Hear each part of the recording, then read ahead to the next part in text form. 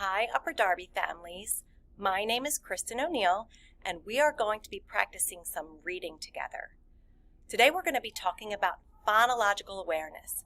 That's a big, giant word, but honestly, it just means that we can work with sounds, and that's any activity that you can do with your eyes closed. So let's see what that would look like in the classroom.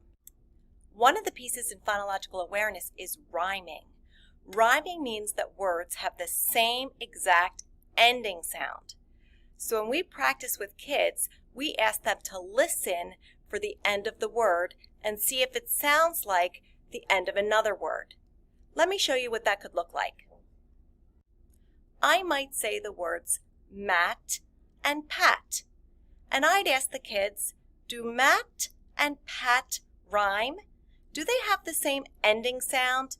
Matt, Pat. Give me a thumbs up or thumbs down.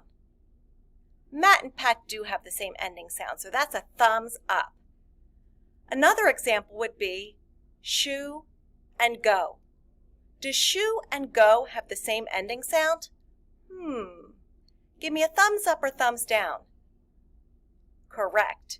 Shoe and go do not have the same ending sound. Shoe, go.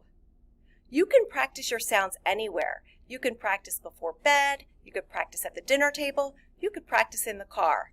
Let me give you some words that you can practice with.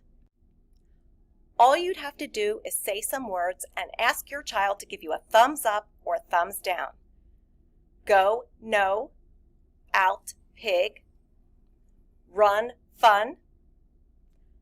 Coat, boat. Rip, bag. Have some fun practicing.